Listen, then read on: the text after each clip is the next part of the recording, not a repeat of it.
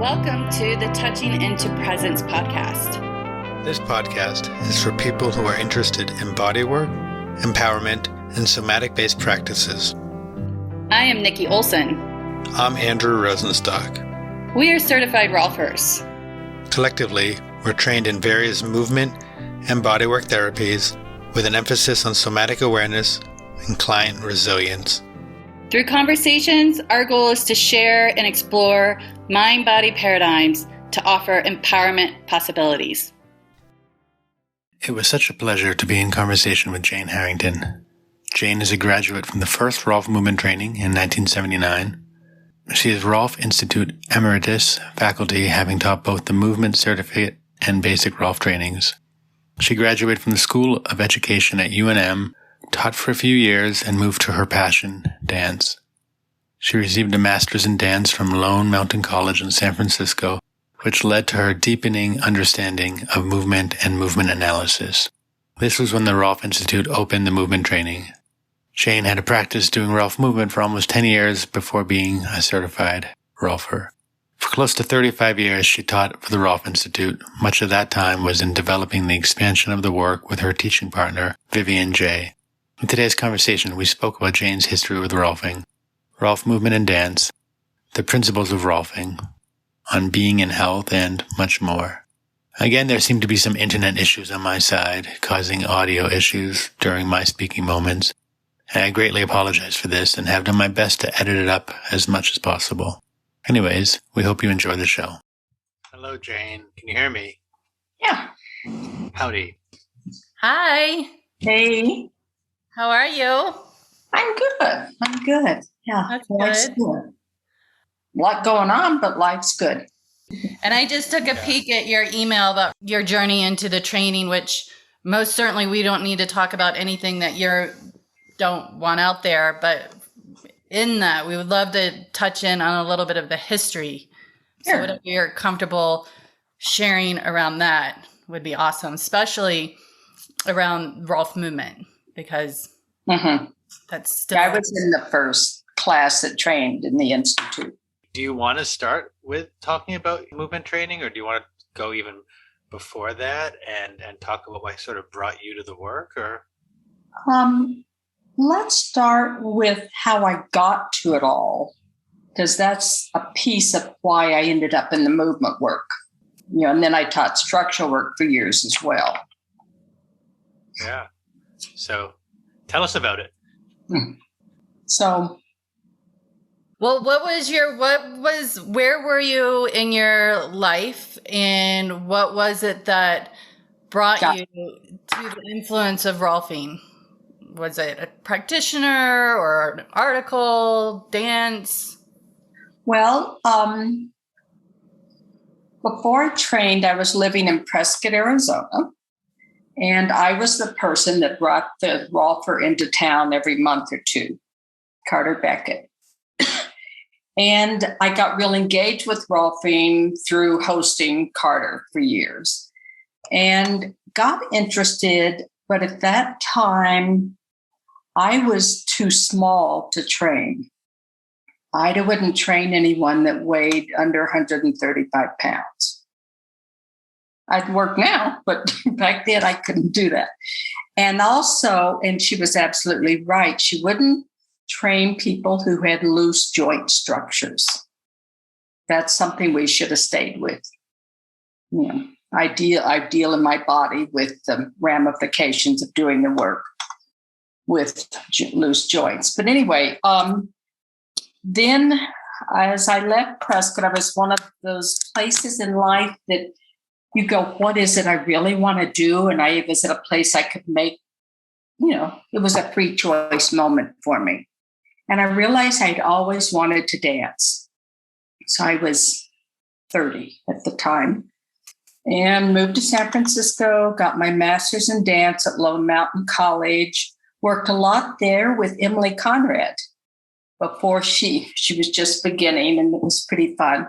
My roommate at the time was a Rolfer, Kate Tracy. I don't know what's happened to Kate. Jane, real quick, love to continue going on with your history, but I'm curious about that. The very first, what was it that drew you to Rolfing, that you felt the need to bring? Sorry, I forgot the guy's name that you just mentioned, to Prescott, and what was that intrigue or that interest or the need for that? I don't remember. Okay. No. I know someone else was bringing Carter, and then it shifted and I took over. And spending hours with Carter got me really fascinated. But as I said at that time, it wasn't realistic for me to do the structural work. And what community were you bringing him into? Prescott. Just Prescott in general, yeah. Just bringing him into. We worked a lot with Prescott College. In fact, Heather was teaching at Prescott College at the time, as Tom Wing was. That makes sense. Yeah. So, that was all that. But anyway, left there, went to San Francisco, taught dance, got my, focused on Eric Hawkins' technique, which is a technique that every movement initiates through the psoas in the pelvis.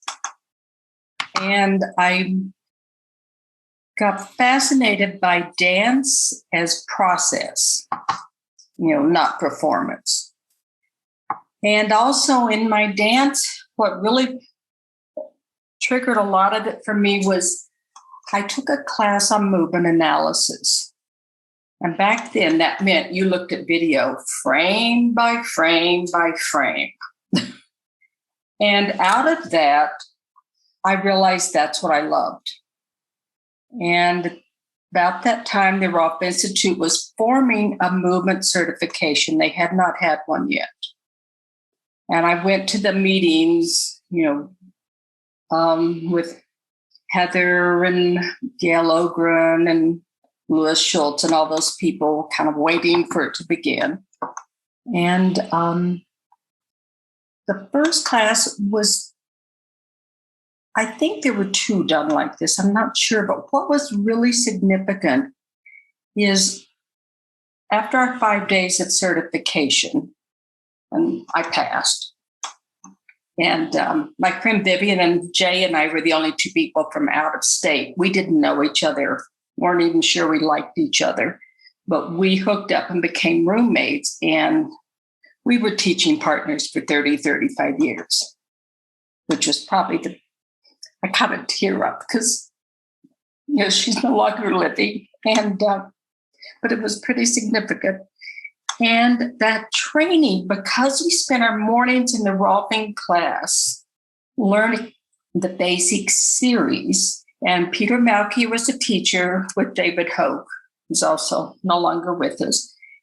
And then in the afternoon, we would come back and it was like, it was 3 principles. What are the concepts? What's that about? And how will that translate into function? And it was really significant. You want to understand the series. It got me an understanding of Rolfing and series and IDA's work that I don't know that could have happened in any other way.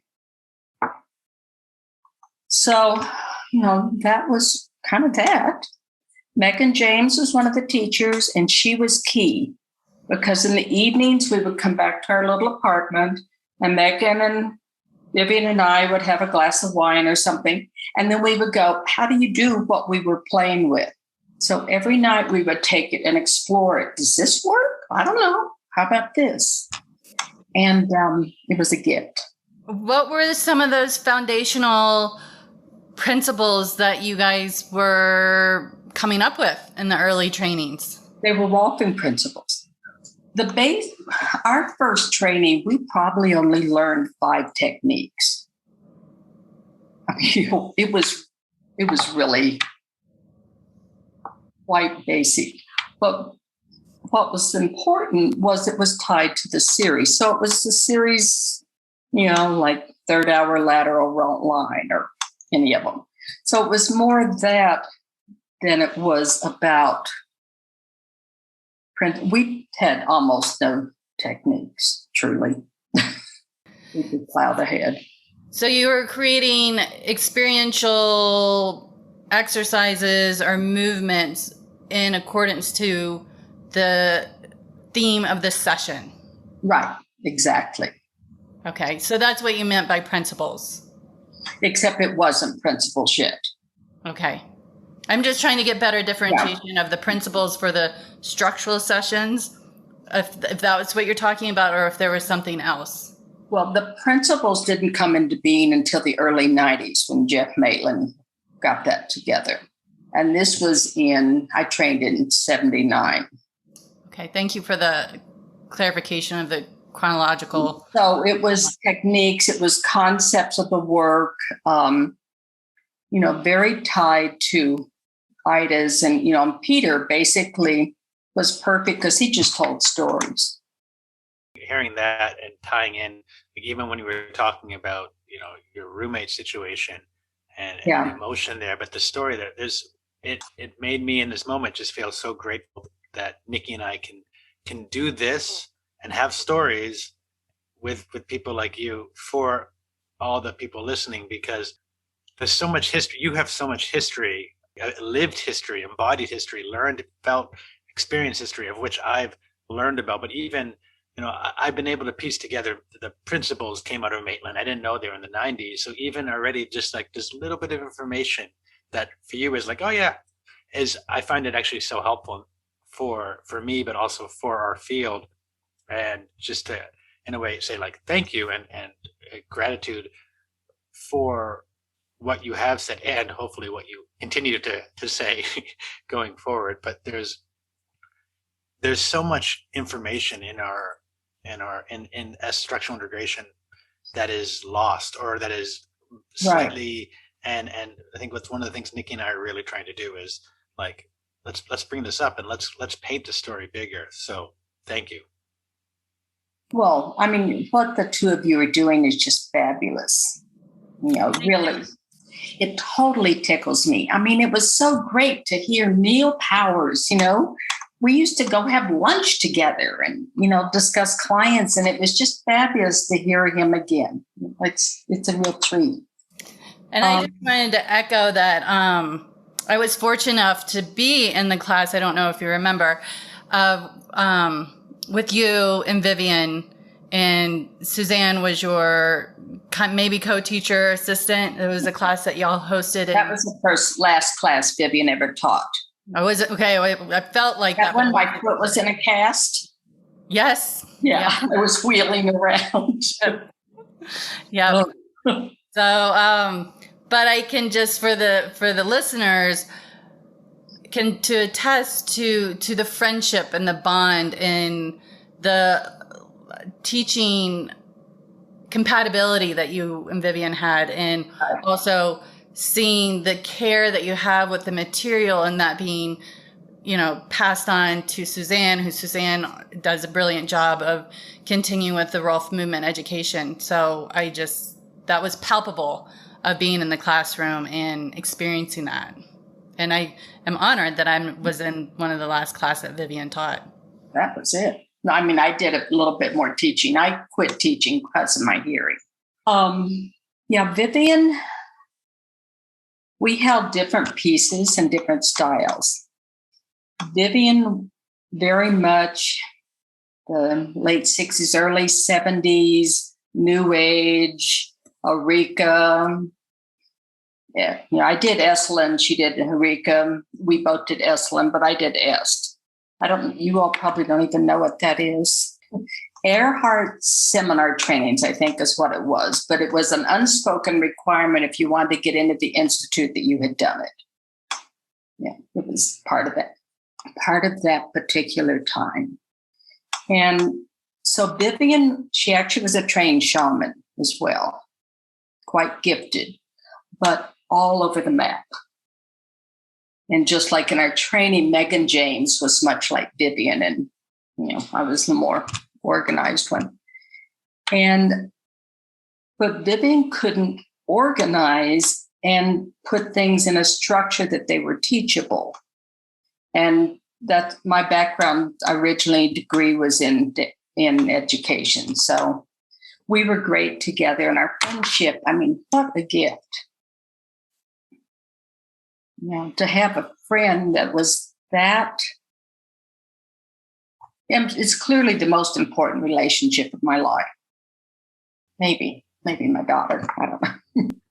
Wherever it ranks, it's clear that it was a very important relationship. And I wanted to give this opportunity, since Vivian isn't here. Is there anything else, since we don't have a chance to interview her, and she was instrumental in the education of Rolf Movement, is there anything else you could share? What would be something she would love that the world would know about her and Rolf Movement, or her contribution to structural integration?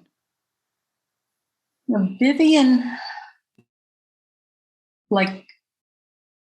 we'd be working in a class setting with a client, and we often did four-handed work in class together. And Vivian would get a hold of what she decided was needed, and she would not let go. And the beauty of it, though, is she had this amazing way of working with the whole person. Much of what I think I learned from her is to be able to touch the whole person in a touch rather than just touch. She was brilliant. She was a math teacher before she joined all this. She was born with a congenital hip problem, so she always had a limp. And it was through rolfing and movement, actually a lot of work with Gail Ogren, she may have a different name now, that Vivian learned to walk. And so that was a real key piece. And she was fiery. I remember, there were 2 or 3 movement certifications that, we were in, and then there were a couple others after that, and then it sort of fizzled out. That was the girl stuff, never mind. And Vivian and I really wanted to bring movement certification back into the Institute. We also wanted movement included in the basic training. Those 2 things. Believe me, it was not an easy process. No, from what we've gathered from our previous episodes, there's definitely a clear understanding that there was a bias. Oh, no. I think the bias in many ways goes back to Ida. Ida would not certify a woman as a teacher. It was only after her death that Stacy Mills was certified. And that's my personal view of it all. So Vivian and I wanted to go to the faculty. And at this point, even though there had been movement certifications, no movement faculty was allowed at faculty meetings. So we were going to go in and do a presentation to the faculty on how to get movement and I chickened out. I said, I'm not going. I'm no way. Anyway, Vivian went in, and with actually a lot of support from Jan Sultan, we were able to get it approved. And those first trainings were done in 6-week modulars. I think for 6-day modulars. I think that may be happening now, but it's not sequential. Ours was sequential. Now they have, so I'm currently in the program right now, of which there's different ways of doing it, but one is they have 3 2-week modules. So it's a 6-week total, and they can be done sequentially, or they can be mixed depending on your schedule. And they're having just finished one in April.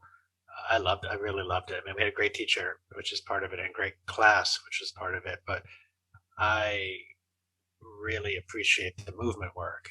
And in fact, I see it in some ways much more beneficial.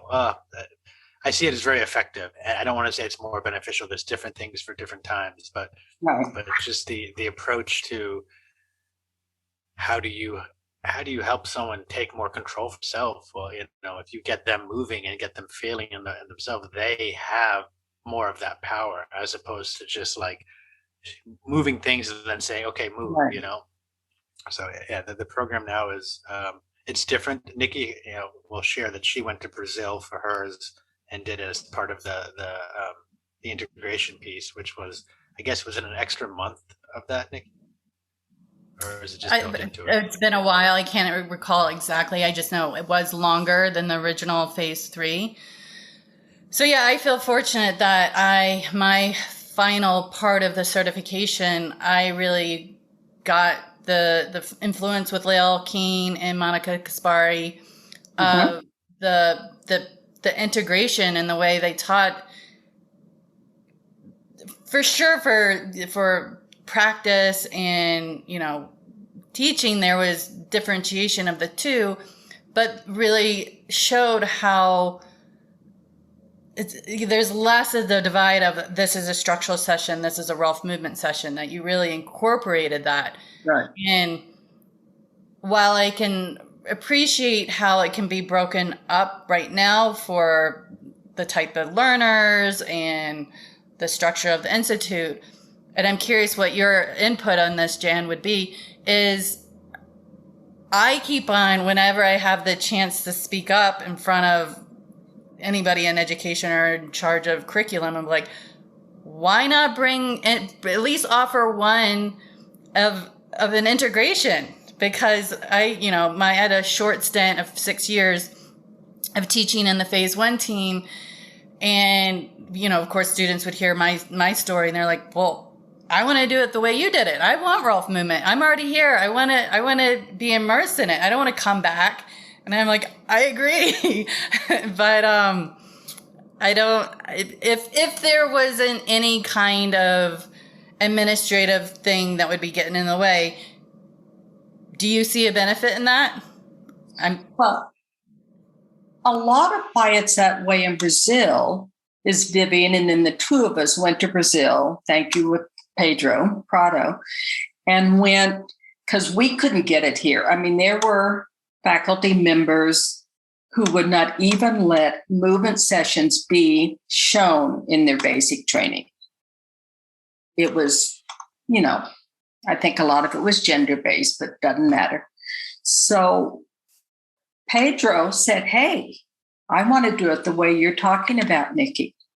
So that's why it happened. So Vivian and I went down and taught the movement, the initial movement in Brazil. I remember when Monica Kaspari had her first class and I was the person supervising, and and it was very interwoven in Brazil because the culture allowed it, and the administration, well, it wasn't much administration, mostly Pedro wanted it. Yeah. Well, I feel very fortunate I got it that way, because I think it's made I can't see how you can do Rolfing without movement. It would be a little tricky. And even Ida said, put it where you want it and call for movement. I mean, that was, and I love structural Rolfing. I mean, it's really fabulous. And it's nice to have both tools. And that's what the principles clarification that Jeff Maitland did. I think Jan helped with it, giving us these, I think they're 5 basic principles. That took it out of technique. So it wasn't, I'm doing structure, I'm doing function, but I'm working with these principles, or this primary principle. What techniques are going to serve that happening? And so that was a big shift. And it was right after that I co-taught a class with Jeff Maitland, and it was a combined studies certification, 12 weeks. It was a long class. And we played with that, and it was fun. When you say you played with it, just because I'm really excited, can you give some examples of how you played, or what was that like? What did that look like? So Jeff would go first, and he would do a pretty classic series, as much as Jeff could do. And at that time, spinal mechanics was pretty hot stuff. And so he would include a lot of that. And then the next day, I would take my client, and I did, I think, a 13 series and he did a 10 series. And with my client, I would integrate movement into the session. Like if he had done a 2, then I did a 2, and I integrated a lot of movement into it. And then we also had movement workshops for the clients, because we used to do a lot of teaching of the Rolf movement in workshop format. That was part of our certification training, is how do you do a workshop. So then Jeff and I would dialogue about the differences we'd done and why we had made the choices we had made. At least in my phase 2 and phase 3, there are relics of that still show up. So we did have to do a 13 series. So we had a teacher does a 10 and a teaching assistant does a 13, or vice versa. I don't remember the order. And then there is a lot of discussion still about why they're doing what they're doing and going back, which is great. Although retrospectively, like going through the phase, what's now the phase 2, to some extent, it's all over your head, because you're just you're just trying to understand. You're given this information, and then you still don't know what the 10 series is. And there is a saying, like, you don't really understand session 1 until you finish session 10, which is really annoying until you finish session 10, and then you're like, oh, okay. And I don't know another way to do it. But a lot of it was lost on me at the time, and later got. But that it seems like, and I don't know if that was sort of started from you and Jeff, but that there's relics of that still in the system, which I think is good. My understanding now with the a little bit with the Rolf movement in the very beginning stages is to bring on more of a structured Rolf movement to support it where it's being placed in the 10 series. For the fact to help students, kind of like the 10 series, to have something that they can rely on but still play with.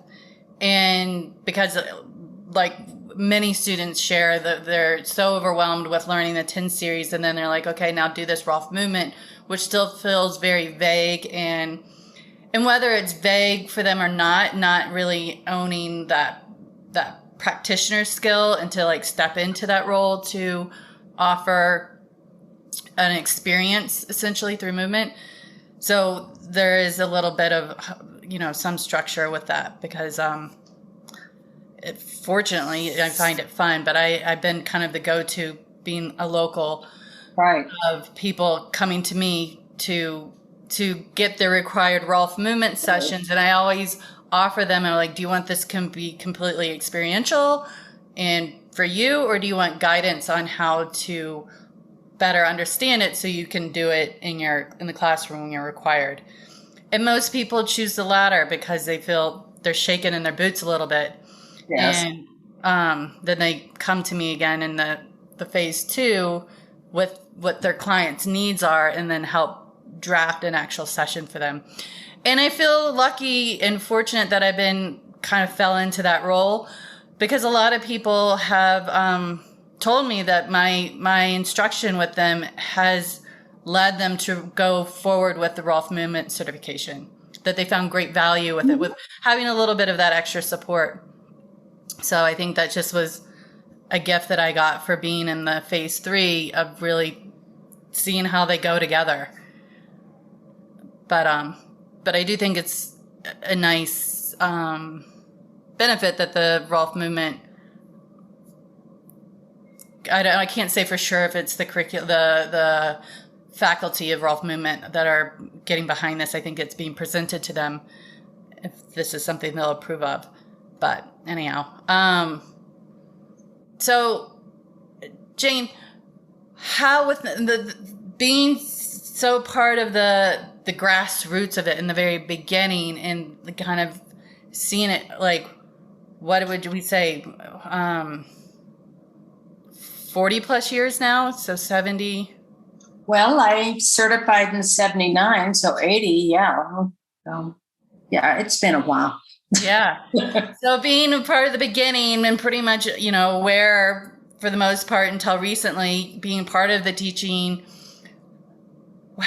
where would you love Rolf Movement to go? Like, if you could say this is not necessarily the end goal for it, but in the next 10 years, what would be your greatest wish for Rolf Movement? I hear your question.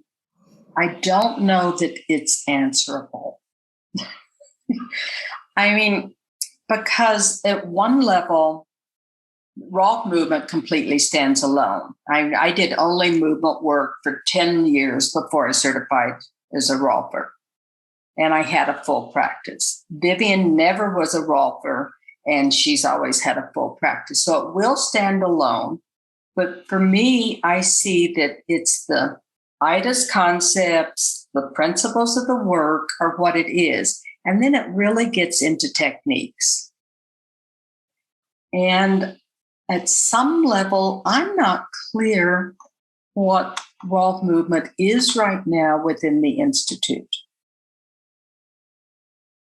I know the work I did. Huh? I was going to say, we had a talk with Kevin recently, which might define it more, or it may also complicate it more for what Rolf Movement is.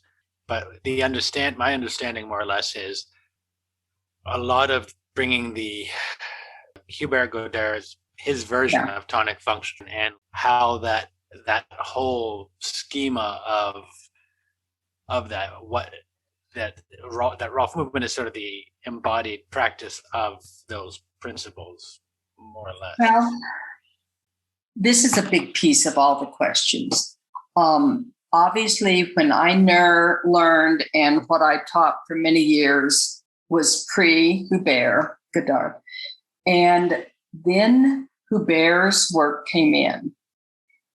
And it was a difficult entry for me and for Vivian, because we were sitting in a faculty meeting. Hubert wasn't there. I had not met him yet. And, one of the senior faculty said, now we're going this direction. Men do it better, was basically the thing. I'm just saying. That's fucking horrible. No, I remember this was a long time ago. Things have changed, God willing. So I was kind of like, oh, God, Hubert, I can't stand it. Well, I met the man. I taught with him. He's lovely. Much of his work I have embraced, used, and taught, and some of it didn't resonate for me, just like some of what I did and do doesn't resonate for Hubert. We've had long discussions about this.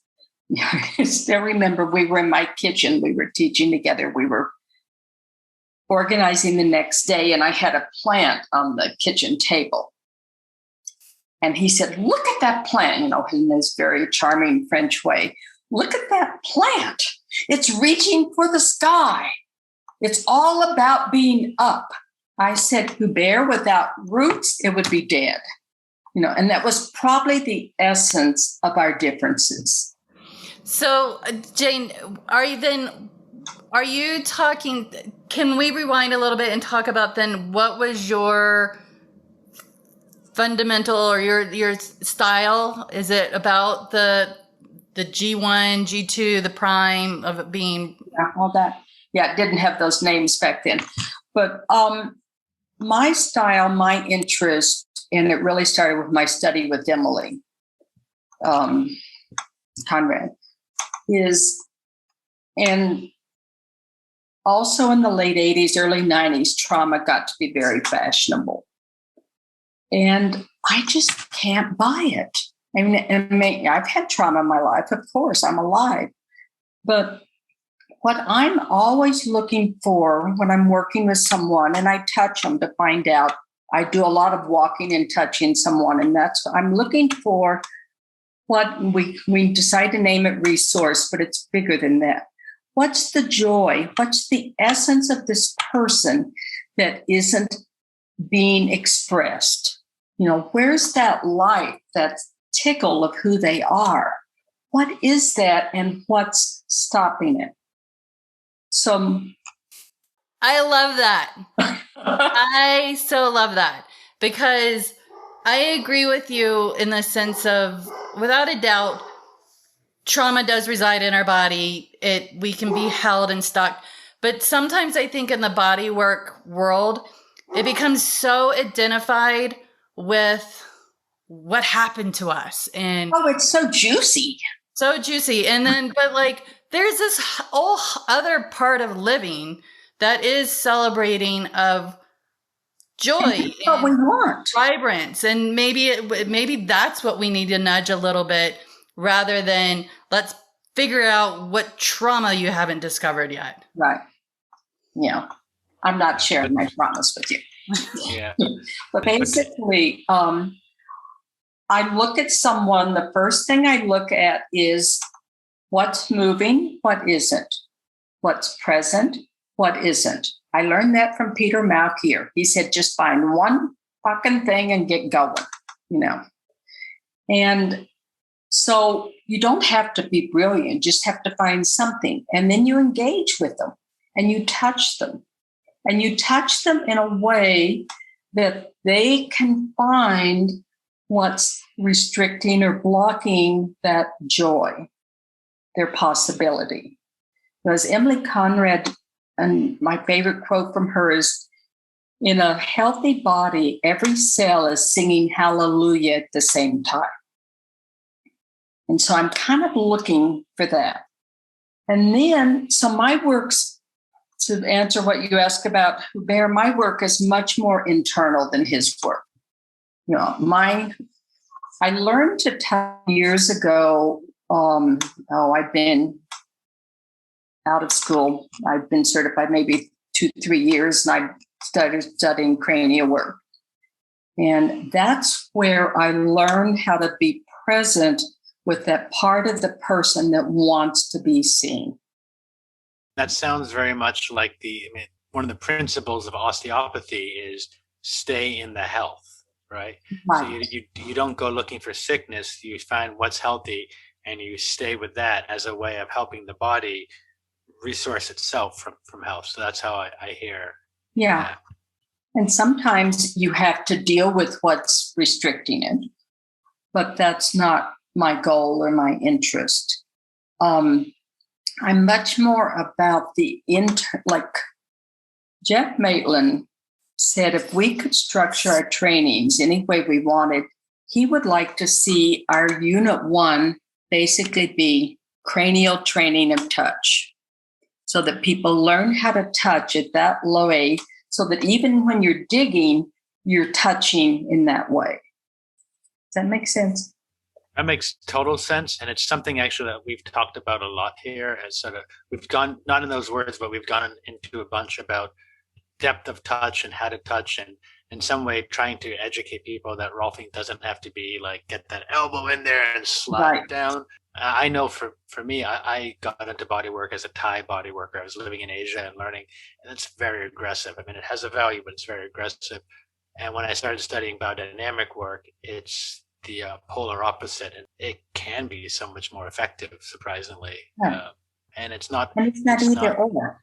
No, it's not either or. But one of the things I found in my phase 1 and talking to other people who've been through the process is some of the students get too much pressure. They actually get overstimulated and zonked out because, during the skillful touch part, people are diving in, and a lot of the Rolfer trainings don't have the resources themselves, and so they're actually like too fast, too deep.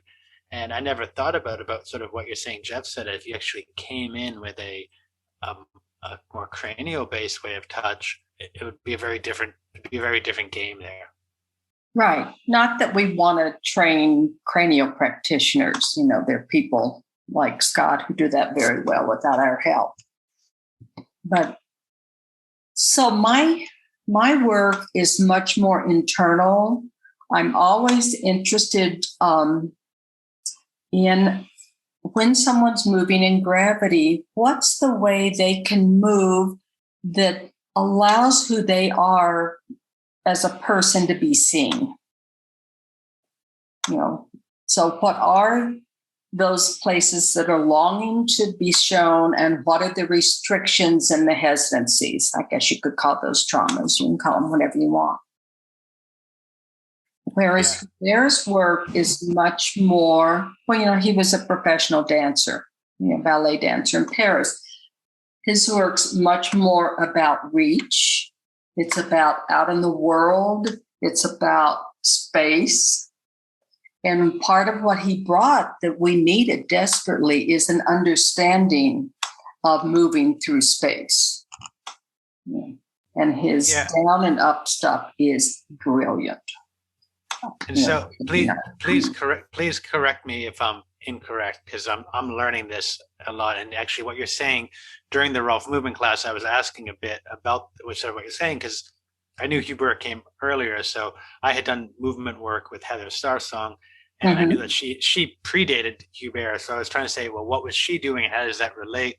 And the way it was sort of explained to me was that all that was done before was theoretically tonic function. It just wasn't named that, but the tonic function brought that all in. And while Hubert's work is a lot about going out, there is also a part about going in and going down, and having what's the word, pre-movement, right? So a lot of what is the if you're going to be reaching out, you need what is bringing you back and down as well. So I don't know if that makes sense. What's initiating the reach and why? Yeah, and would you agree that the way that it was explained to me is that Hubert's model just gave a name to what, like, everything you're saying is what you were how you're seeing things, and I'll go back to say that as I understand it, Hubert's model has grown beyond him. Like, so he sort of brought this, but people like Kevin Frank and other people are still expanding upon that and bringing more onto it. And I feel bad saying Kevin's name because he's a man, and I'd like to have more women's names in there, especially with all the trauma that's been caused by the over-masculinated institute. But it is a name I remember, so I apologize. But to say that, would you agree, and I'm not looking for you to agree, but would you agree that that verbiage gave name to, like, the stuff that you were seeing and how you were moving, but you didn't necessarily have a way to principalize it, and that tonic function help with that, or is it's still very different things? For me, they're very different. No, and a lot of Heather's brilliance is applying all that to action. Yeah, I did this session with her, I think in my phase 1, and I left completely confused, but feeling amazing, moving amazing, like, she's just like you. She's one of the gifts to our community. Yeah, Heather's amazing. But no, I think Hubert's work, there are places they come together, the different styles of movement, and there are places they just don't. Yeah. Hubert is not going to spend 15, 20 minutes helping someone find the place internally between their sacrum and their thorax. He's not going to take them on that internal journey because that's not what interests him. Just like I will carry it into space, but I don't use props much, and Kevin's got all these wonderful things, it doesn't speak to me. And I don't know that there's good or bad. I think different people see it differently. Like, some people are always looking for validation, science, knowledge, learning. And for me, all of that is useful and I love it, but it won't hold unless it matches my ability to internally experience it. And we all internally experience it quite differently. Just like, presence. We all find presence in different ways. So with that, forget the listeners. This is just for my own education. No, it's for them too. But so you have your model of Rolf Movement, and there's Hubert's model of Rolf Movement, and maybe there's other models. So what? tons. So what is for you? What is Rolf Movement, or what is the unifying principle, or how do we have all these different things what is the thing that makes them all Rolf Movement? You're asking a question people ask as long as I've been around. I think, boy, it's so individual. For me, and this is something Vivian and I worked with a lot, the holism, it has to be the whole person that is touched and worked with. Otherwise, it's just an interesting exploration. Like I could work with a runner and their gait and just give them information about their gait and maybe hook it up with some other place in their body. But will that last? I don't know. It has, because they have to have an intrinsic experience of it. But like I was working with Hubert. I was in my 50s. I ran competitive track. And don't ask me why, but I did. And I was, I'm all fast twitch. And I was struggling with getting out of the blocks fast enough. And Hubert gave me this brilliant insight about leading with the top of my head. And I took, 3 seconds off my 100 meters. That's a big deal. So with my kind of blanket statement when students come to me and trying to, again, what we're still inquiring about is what is Rolf Movement? And with me still holding with all the experience that I've had and kind of what Andrew was just speaking to, I've been exposed to so many different styles. Yeah. That it is a little sometimes hard to articulate. But at the end of it, I pretty much is saying Rolf Movement, you just had a structural experience. You're experiencing your structure different, and that was done by movement. Right. And I was like, for right now, understand it is that way. And that's what you're going to try to achieve when you're having to perform your Rolf Movement sessions in the 13 series in your training. And, that was something I just, came up once with to help a student. And, it's something that I've consistently said. And that gives them the light bulb moment of like, oh, it helps take the nervousness around, because I think, and now I'm kind of coming to it with this discussion, a little bit of angst, I think, in the training when you compare it to the structure where you have, a nice binder of the 10 series and the territory you're going to go. And these are the principles that you're going to think of. And this session is a build up on this session. And this is how they're interconnected. There's so much information that they can rely on when they're doing their structural sessions that when the Rolf Movement, it really is kind of a free for all. And, so, and I'm appreciating more. I'm appreciating more of how all the different influences, in that there isn't really a clear definition. Where before I kind of fell in the camp of that's frustrating. Why can't we come up with something? But I'm appreciating it more because I know I certainly had my struggles. As much as I felt like I had a great understanding of it, I had to find my way to teach Rolf Movement first to clients, and then as being in the phase 1. And there is a level of life experiences, I think, that lend to be able to do it. My journey with Rolfing started off very, very young, right out of college. And there's a funny story, I think I've shared it on the podcast before, but definitely with students, where I try to get into a very calm, introspective voice, and because this is what I'm remembering what teachers did to me, and I'm like, oh, this evoked something. And I did it with one client, and this was in New York, different pace, different people, and they're like, Nikki, why are you talking that way? It's so weird.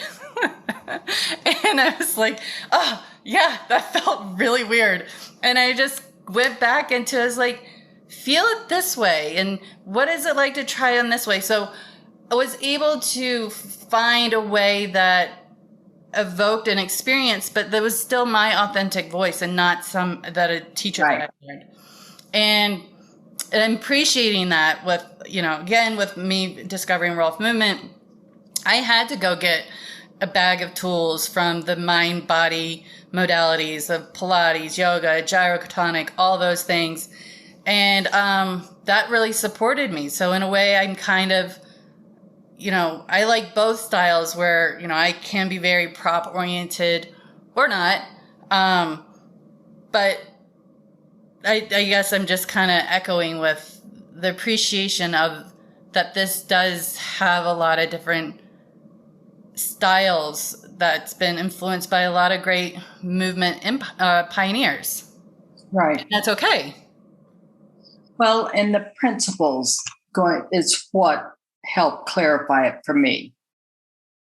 If it's working within the framework of a structural, like a rolfing class or whatever, then the principles direct the style of movement.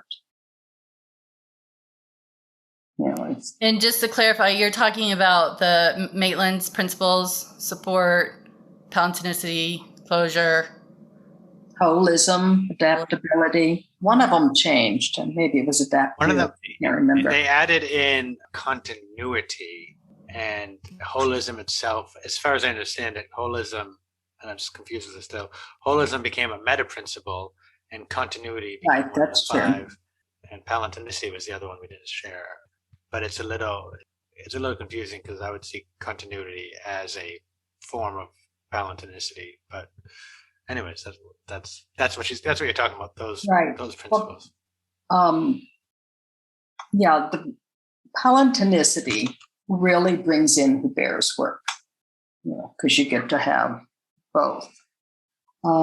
Continuity, congruence are about, is everything working together? Or if not, is it something you can do anything about?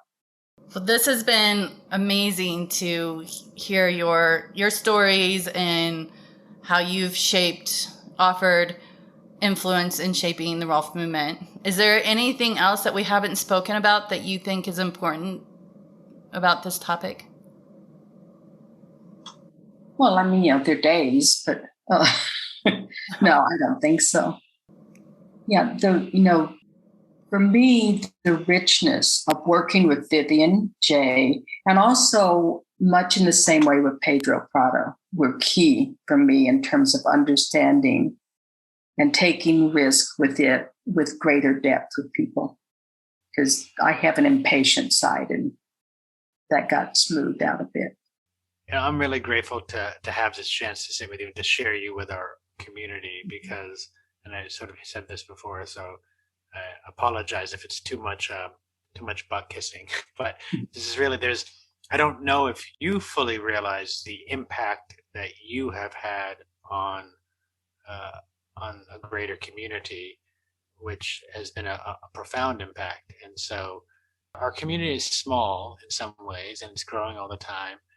And there's so many times when I was talking with people and your name would come up, even to the podcast, or even like some stuff to say, oh, you have to talk to Jane. Have you talked to Jane yet? And a little bit, I was like, who the hell is this Jane person? I mean, I've heard of you before. Even within Scott, who's not a Rolfer, and I'm talking with Scott, and Scott telling me that the training he did with you and Jim had such a profound effect on him. Right. So even going outside of our immediate community, I don't think you do what you did for the acclaim and the fame, but I'll just give a little praise to you and say that we're grateful for what you have and continue to do, and you've impacted, I would say, the community and therefore the world in a much better place. So thank you. You're quite welcome. Yeah. Well, and even outside of the SI world a little bit, who we spoke with yesterday, Martha Eddy. Oh, yeah. Oh, yeah. Yeah. So, yeah, I did study with her. At some point. Yeah, she we mentioned that we were going to be speaking with you, and she wanted us to pass on a hello. Yeah, she's fabulous. We went to Glide Church together in San Francisco. Oh, I used to volunteer at Glide a lot. I used to go, especially every Christmas and Thanksgiving, and I used to work in soup kitchens a lot, so I know Glide very well as well. Yeah. Well, thank you. This is fun. I'm glad we were able to do this together. And Thank you so much. Thank you, Jane. Thank you so much. Have a great day. Enjoy. Thank you. you. Bye. Bye-bye. Thanks for listening to us at Touching Into Presence. We hope you enjoyed today's conversation.